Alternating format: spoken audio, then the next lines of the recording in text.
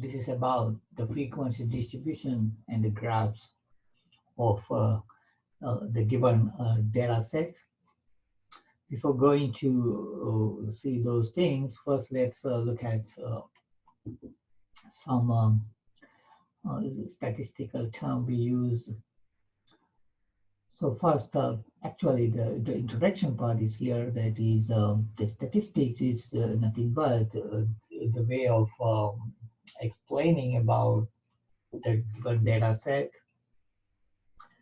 And in another word, we look for the some the distributions or the way of the arrangement of the data set. So there are several ideas about the statistics. So for in this section, first we will look at how to organize the given data set or data values. Okay, suppose if you are given the data values like the listing, so this is called the raw data. So the actual values are given here. So now we are going to look at how to arrange these data values in systematic way. There are several ways we could arrange the data set. The first the way is the convenient way is arranging data in a frequency table. Okay, so here what's happening? The thing is we are going to arrange the given data values, right, in ascending order. In other words, I am first classifying the data values according to some range, the classes given here. So I'm arranging the data values. So this is the given data set. Okay, so this is the given data set. So you will see the lot of data values are here. How many data values are given? So 1, 2, 3, 4, 5. 1, 2, 3, 4, 5, 6, 7, 8, 9, 10. So 10 into 5, which is 50. So there are 50 data values, right? So you are given 50 data values. Okay. So in the frequency distribution, what we are going to do, we are going to arrange the data in ascending order, right? By classifying, some ranges. So I'm choosing my first, the range, which is called the class limits.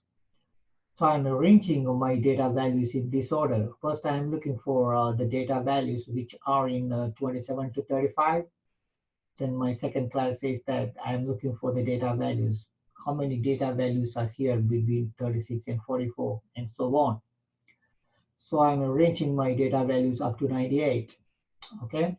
So that means what? That means I'm covering all the data values from the smallest to 27 to the largest 98.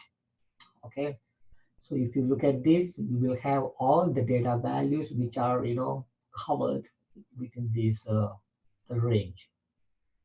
Okay.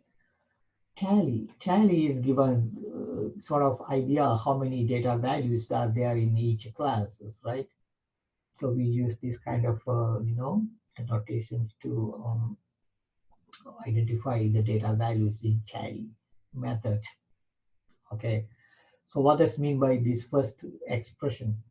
So I'm looking for the data values, which are from 27 to 35. So if you look at this data and count how many data values are there in this range from 27 to 35. So just you have to look at and check, okay, I find the 27 here, right? So once you have that, just strike off that value. That means I'm marking here, that's one value. So after that, I'm looking for any other values which are from 27 to 35. So if you look at carefully, nothing will be there. Only one value I have, which is 27. So you have one tally value. So now let's move on to my second class, which is 36 to 44. So I'm counting how many numbers there are 36 to 44. So 36 to 44. I don't find anything in this row. Nothing is there. Okay. You see now, I see 44. So one guy, so mark here, just one tally value. Then if you look at, I need from 36 to 44. So see here, 38. Yes, I have one more. So second tally. And I have one more 38. So that is my third value, right? So like that, you have to, complete all the tally of values here. Okay. So once you have the tally values, now the frequency, this guy, frequency means what? The number of data values. So that is simply calculated from my tally, right? Just count the tally values. Here I have only one.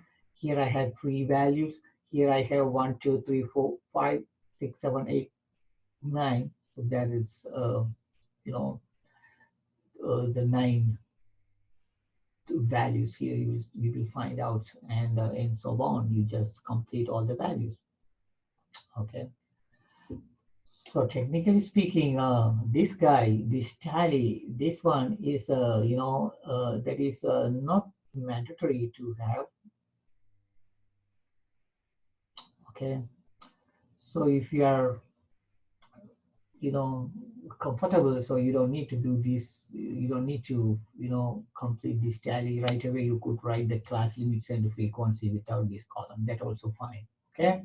So that's up to you. So if you want, you could make a tally column, or without tally column, if you are, comfortable with counting the data values without missing anything, then this is fine.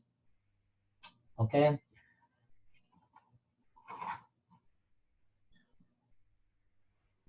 Okay. So the next one is the categorical frequency distribution.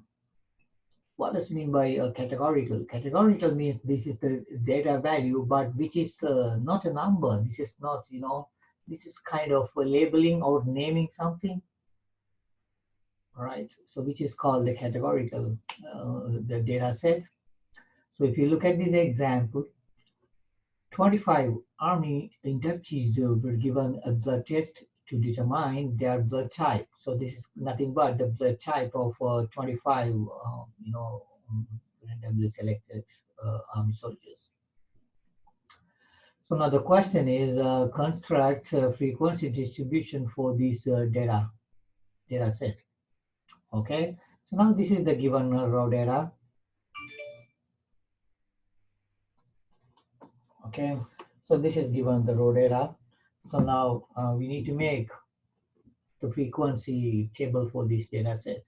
Okay, so the given the values, the categorical values is now, if you look at the given data value, so you have the type A, the type B, type O, or type AB. So now we are going to count how many of each of them are here given listed. Okay, let's count. So let's look for the type A value. So type A, how many are there? One. Okay, so I'm looking for type A, 2, 3, 4, and 5. Okay, so that is there. So now the next one, let's look for the B values of B. Okay, 1, 2. So 1, 2, 3, 4, 3, 4,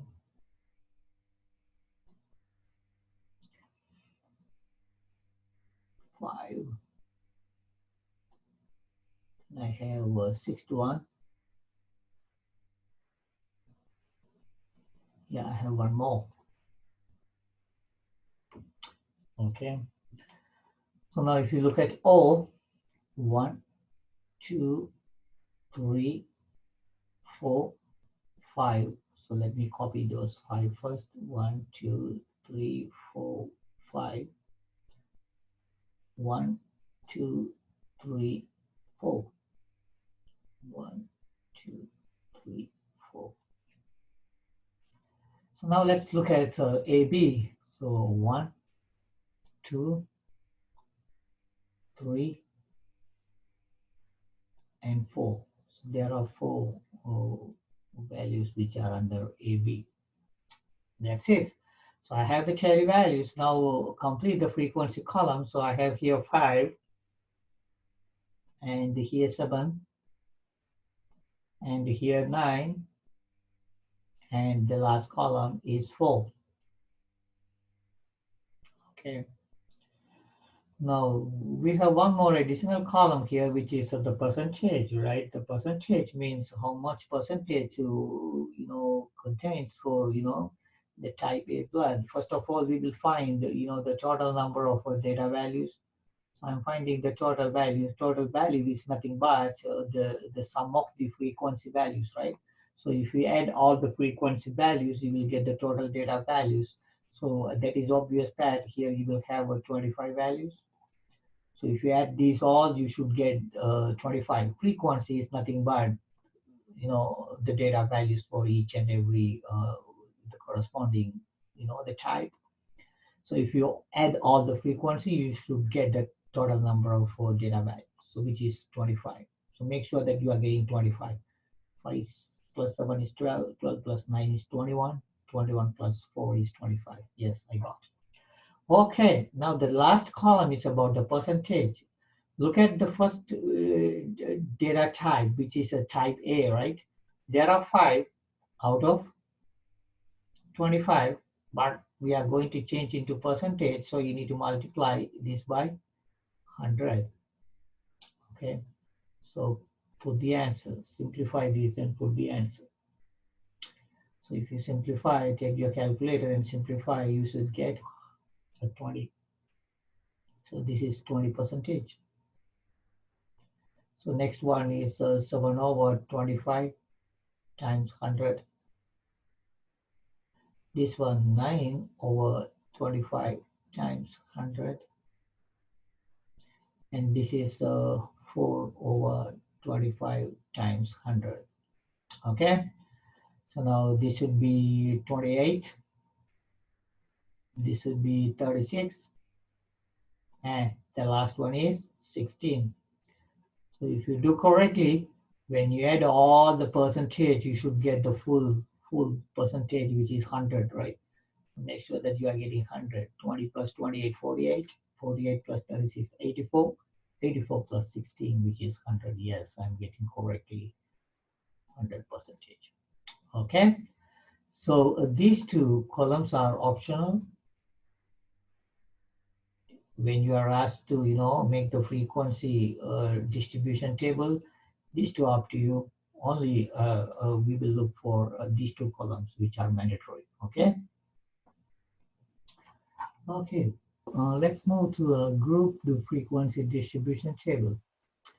Suppose if you have the data values which are huge, say you are given a lot of data values, then what we do, we make a group, to to describe the given data values. So now here for this example, I have given here a particular example.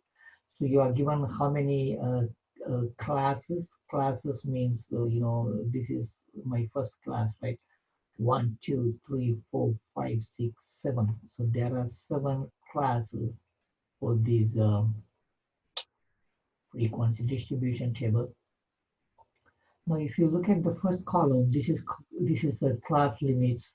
The second one is called the class boundaries, and third one is tally, and the last one is the frequency. Okay. So we have some rules to make a group the frequency distribution table. So let me write down those rules first. The first one is choose the number of classes between 5 to 20. So choose the number of classes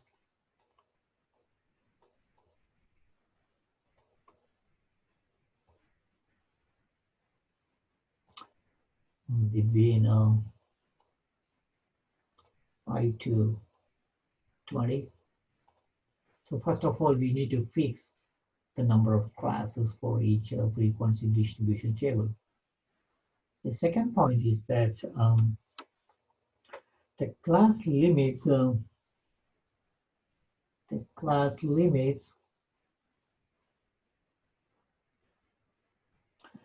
should have the same decimal place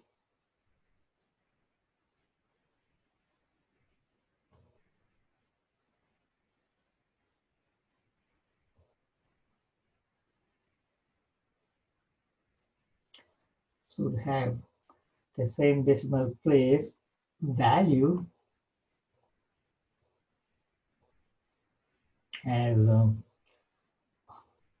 the data set,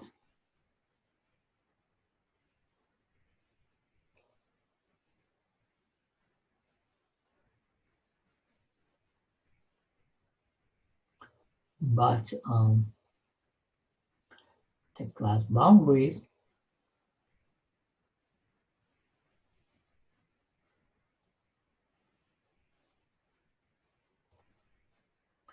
but the class boundaries should have one additional place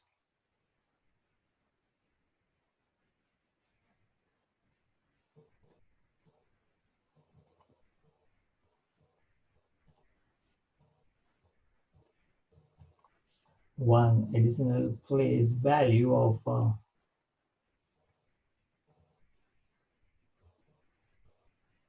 and should end with 5. So I will explain, these things in detail. So what does mean by this? This means, so if you look at these data values here, the class limits all have the whole numbers, right? That means the raw data values will be in the whole number. Okay, so the original data values and the class limit values should have the same decimal values. But if you look at the class boundaries, you see now you have one more decimal places, right? If you have all the data values which are whole numbers, then you have to have your class boundaries with one decimal point. Suppose if you have all the data values and class limits say one decimal place, then you have to have here one more decimal place. That means you have to take here as a two decimal places values with ending 5. Okay, so that is about the rule 2. Now the rule 3, follow this to find the class boundaries. To find the class boundaries,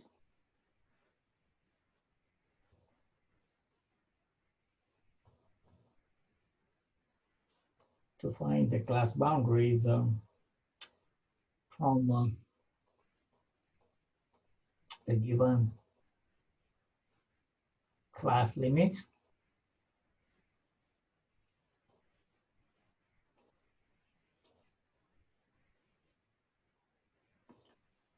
So we use the following methods.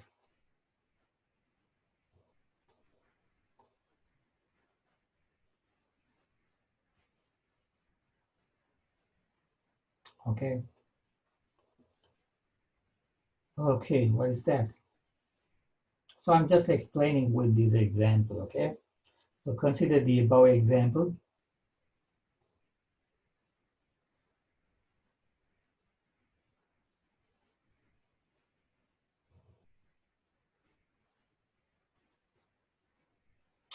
For example.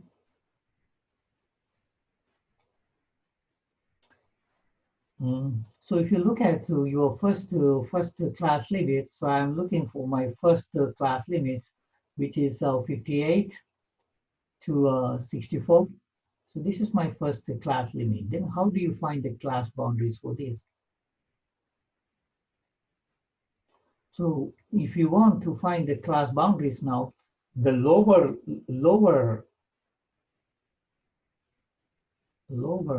class boundary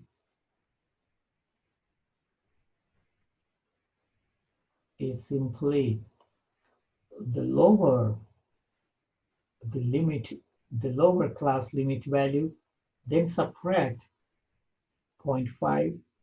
So take one decimal with the ending 5, because my class limits are all whole number. So if my class limits are here whole number, then you have to take here one decimal. If you have the class limit to one decimal, then take here two decimal with ending 5. That means you have to choose here 0.05 in that case. Okay, so this is the way to find the smallest class boundary for the first value, for this value. So that is simply the lowest class limit is now 58 for this class. Then subtract 0.5, so that is 57.5. So this is the lower class boundary, the lower value of my class boundary. That means this value, the lower class boundary. To find this guy, upper class boundary, so how do you find that? So to find the upper class boundary, let me explain that part here. So what I'm going to do is I'm going to take my upper limit now. Then what do you want to do? Now you need to add 0.5. Okay, so this is going to be my upper class boundary. Okay,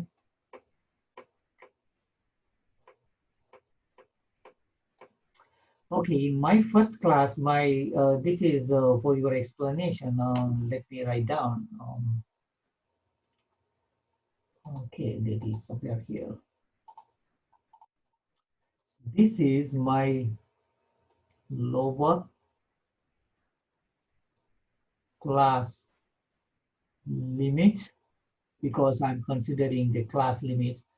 This is my upper class limit. Okay, we know these things, these two things. By using these two things, lower and upper class limits, now we are going to find what?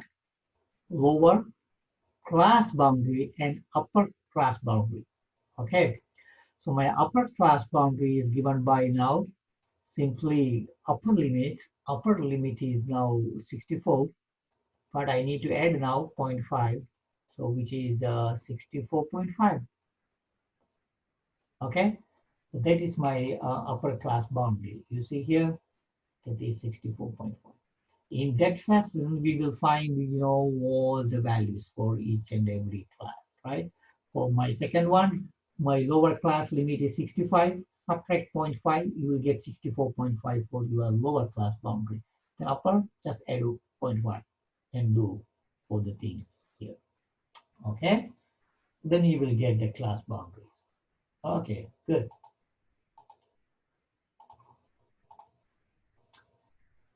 Okay, so now let's move to the procedure, to make the group frequency distribution table. So we follow these steps, right?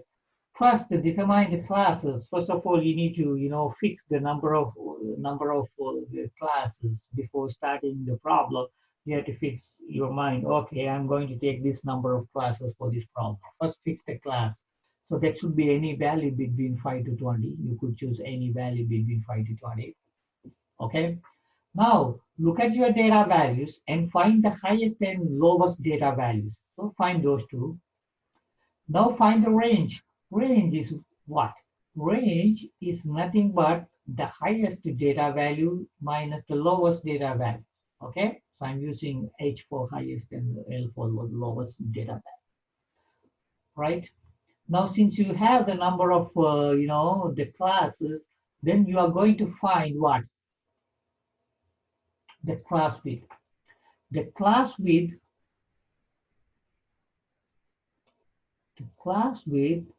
is given by what? They say what? Find the range and divide the range by the number of classes. Okay, that means you have to divide R by the number of classes. Okay. Then selecting a starting point. How do you select the starting point? Look at your data values and choose the lowest one. If you want, you could take any number which is lower than your lowest value. less than the lowest value. That's up to you. So to select the starting point, you could choose the lowest data value or a little bit less than your, the lowest value. That's up to you. You could choose those two values, whatever you like. Okay. Now, once you have that value is going to be my lower limits for the first class, my first class lower limits. Then find the upper class limits. Okay. So then we need to find the upper class limit. I will explain how to find the upper class limit. Then once you have the class limits, that is my basically the first column of the frequency table, right? Now I'm going to move to the second column, which is class boundaries column. So now we know how to find the class boundaries since we have the rule for the class boundaries here I explained just now. So then use those rules to find, the class boundaries. Okay. After that, you need to count how many data values within that class limits or class boundaries, then find the tally. Then after that, you know how to find the frequencies, right? Just simply count the data tally values, then that is there. Okay, so now let's look at these examples. So we are going to make a grouped frequency distribution table for this given raw data, right? Now this is my raw data. How many are there? They say that there are 50 of them. There are 50 data values. 1, 2, 3, 4, 5, 6, 7, 8, 9, 10. 1, 2, 3, 4, 5. So 10 times 5, you will get 50, right? So there are 50 data values given.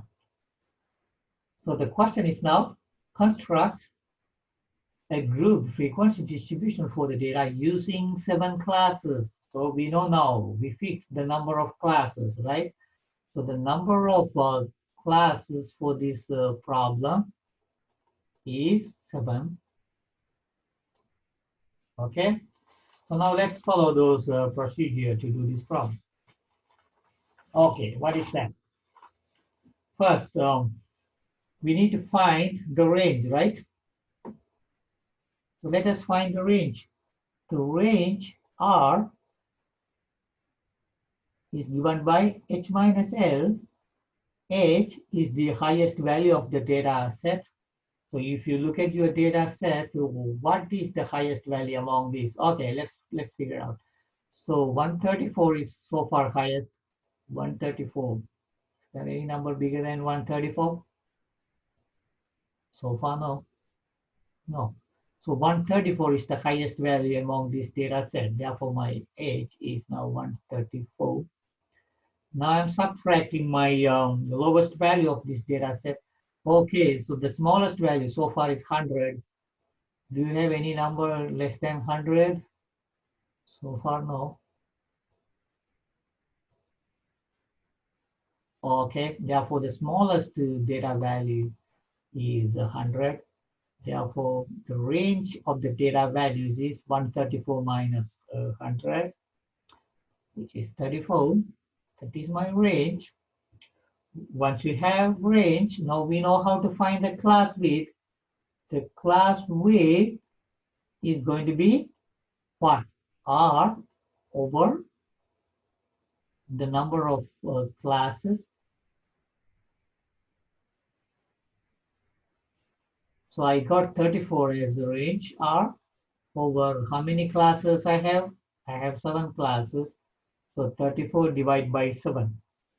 So that is 4.9. You need to round up this number to the nearest whole number. So if you round up this number, this notation I'm using for the round up approximating to the nearest number, nearest whole number. So rounding up. So I'm rounding up this to the nearest whole number, which is 5. Okay. So basically the class width is always going to be a whole number. So you have to always rounding up.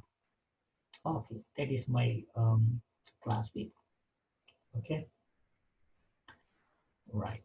So now let's make the table. So I'm going to make a table now. I need to have now 1, 2, 3, and 4.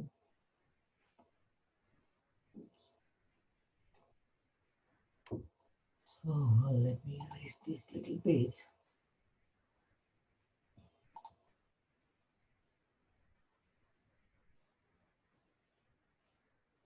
Okay, so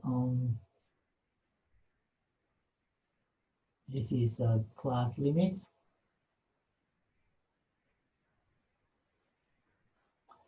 So my second column is class boundaries.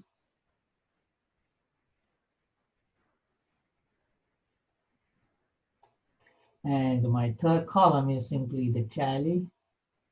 And the last one is the frequency, right? Okay, so remember, I'm going to make 7 classes here. Okay, so what is my first class? So I had to find my first class limits. So you have to start the smallest value, right? So if you look at my data values, the smallest, the lowest value I had 100. Therefore, I'm choosing 100 as my, the smallest class limit, 100. Okay. Once you know the smallest, the first class limit, my second class limit is simply adding the class width. So my this is 100, okay? So let me write into, sorry for that.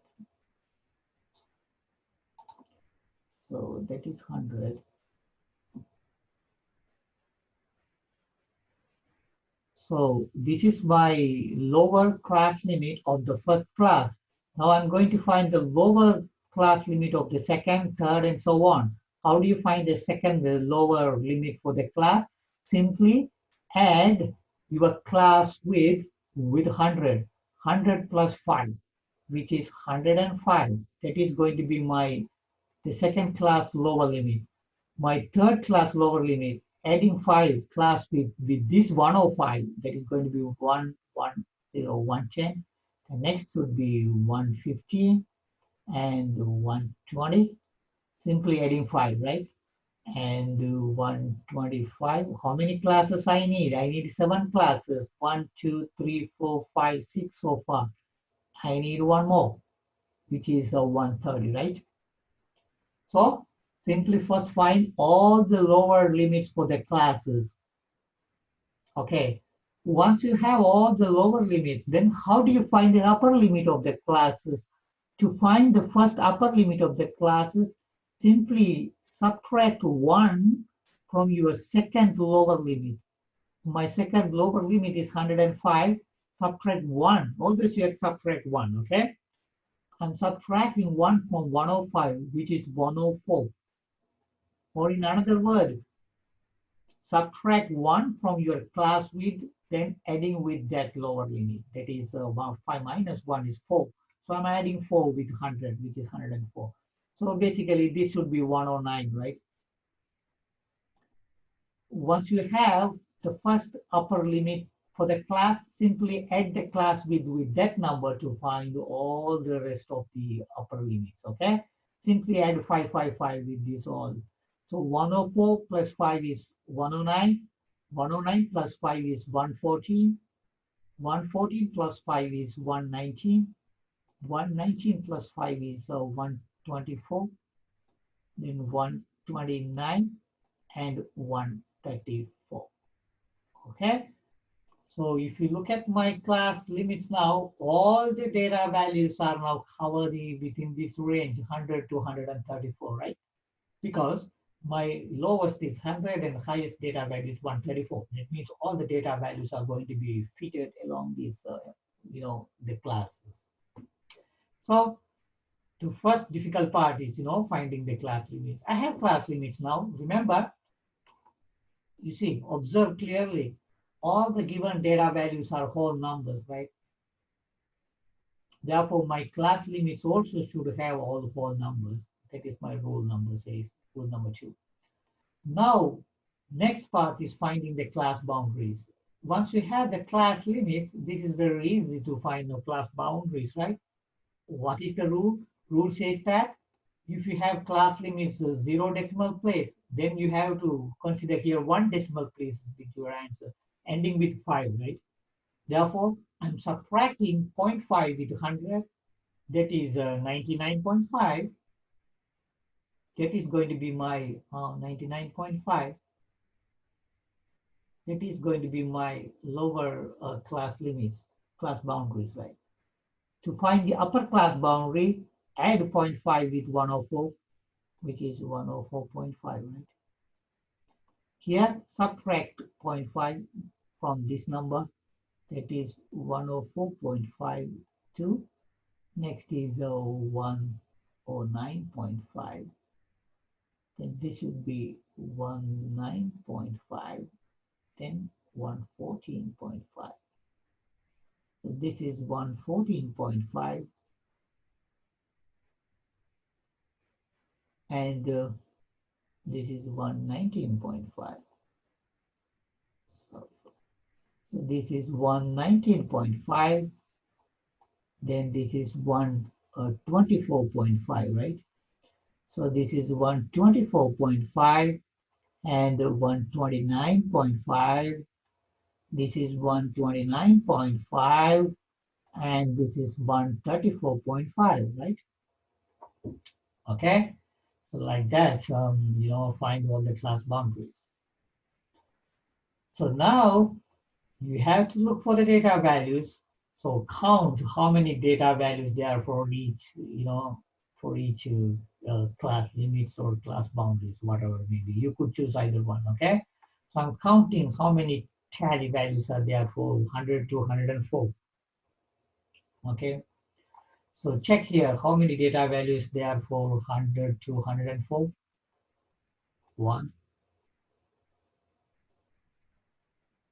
I'm looking for up to 104, right? I need 104, yes. Two. Anything else up to 104? No, only two values. So there are two. Like that, you need to fill out all the tallies here. Okay. So if you do correctly, so please check your answers. I'm just writing here. So I got here 8.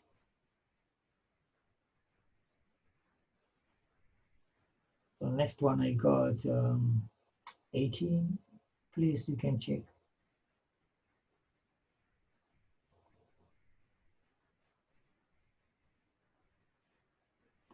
Next I got 13.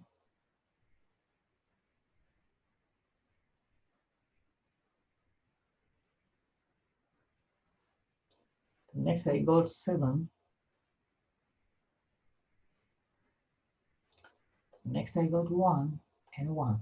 Okay, so make sure that you are getting correct frequency. So I got 2, 8, 18, 13, 7, 1 and 1. So if you do correctly, whatever you have frequency, check the total. Remember, I had 50 data values, so you should have 50 here if you had all the frequencies, okay? Otherwise, you meet the some data value. 2 plus 8, 10, 10 plus 18, 28, 28 plus 13 is 41, 48, 49, 50. Yes, I got 50 correctly. Therefore, all the data values are here. So this is my group frequency table for this problem. Okay. Okay. Good. Okay. So let's complete these two notes. The first one is I would like to talk about one more thing here, which is about the cumulative frequency table. Cumulative frequency table. So how do you find the cumulative frequency table? The cumulative frequency table is found by using the frequency table, the group frequency table. Once you have the group frequency table, it is easy to find the cumulative frequency table. Okay? So to find the cumulative frequency table, we look for two columns always here. So let me explain about the cumulative frequency table for this the particular problem just now we had. Okay, so I need two columns. The first column This column is coming from your, the class boundaries, okay? So I'm choosing the values from your class boundaries. The second one, right, which is actually I need the class, the cumulative frequency. So you could write directly the cumulative frequency answer, or you could make first the frequency column, right? Then you could go for the cumulative frequency column, right? That's up to you. You could make either two columns, but I need to know the cumulative frequency. That is the one I'm looking for, right? So you should know the cumulative anyway. Okay, cumulative frequency. Right. Okay. How do you fill these boundary values? You have to start from your look at your the lowest class boundary. You have to start from your you know lowest class boundary. So where is that? Look at your group frequency table. This is my group frequency table. I'm now looking for the boundaries, right? You should know the boundaries values. That means I need to know about, this column, right? This is my boundary column. The lowest value is 99.5. So that means you have to look for any the data values which is less than that value. Okay? Start with any data values which is less than this class boundary, the smallest, which is 99.5 in this problem, okay?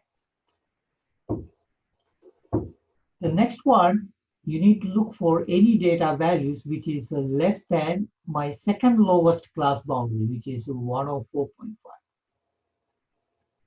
104.5, and so on. The next one, less than 109.5. Next one, less than 114.5. Next one, less than 119.5. The next one is less than 124.5. Okay, and the next one less than 129.5, but you need to finish with your the highest boundary, that is less than 134.5. Okay, so how many values are here? 1, 2, 3, 4, 5, 6, 7, 8. Yes, you should have one more about your number of class. Here I have 7 number of classes, right? 1, 2, 3, 4, 5, 6, 7. So you should have here 8, one more. Okay, so now frequency. This column is coming from your frequency values here, okay? Remember, this two says what? There are two data values which are from 100 to 104. But I'm looking for any data values which is less than 99.5. That means there is no such a data values, right? Because I'm starting my data values from 100. You will not find any data value which is less than 99.5. That means the first frequency value is always going to be 0. Okay? Keep in mind that point. So when you make the cumulative frequency table, the first two, the frequency is always 0. The remaining all going to be just a copy of your frequency values. So how many, so you just simply copy down these. Okay. So here I have simply I'm copying my frequency. Okay. So I'm copying my frequency to 8, 18, 13, 7, 1, 1. Simply copy these values, right? So these are coming from just the copy of that. So this is not I'm looking for. I need the cumulative frequency. Okay. Now how do you find the cumulative frequency? Start with 0. Now what you want to do is you just to find the second cumulative value, just add add your frequency value 2 with the previous value, 2 plus 0, which is 0, 2, right? Now to find the third cumulative value, add 8 with the previous value, which is 2. So 8 plus 2, which is 10, and so on. 10 plus 18 is going to be next one, 28. 28 plus 13 is going to be next one, 41. 41 plus 7 is going to be 48. 48 plus 1 is next to cumulative value, which is 49. And the last one is 50. Okay. If you do correctly, the last value should tally with your total frequency, the number of data values. Okay. This should come correctly with your total number of frequency. 50 and 50 should match. So this is my cumulative frequency table for this problem. Right. One more time, I'm reminding you, this middle column is not mandatory. So if you are okay, you could directly write the cumulative. Just look at here and start with 0, add with 2, then these 2 with this 8, 10, then 10 with this 18, and so on. You could complete this. Okay. But anyway, you should write these 2 columns if you are asked to find the cumulative frequency table. Okay. Very good. So I would just want to tell you one more thing. You know, the making frequency distribution table is not unique. What is mean by that? The frequency distribution table for the given raw data, right, may vary. That depends. That depends, right? So that's not a unique answer. You may have several answers for, for the frequency distribution table. Why it is like that? Because you suppose if you don't know the classes, the number of classes, right? Some of you may choose 7, some of you may choose 10, we don't know, right? Therefore, the frequency distribution table is not unique. So that I want to mention here. Okay. Okay, so um, the methods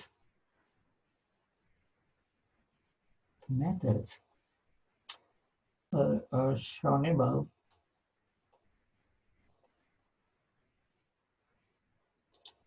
for constructing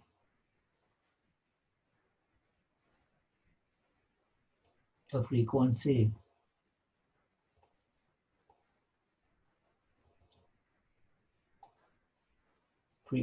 distribution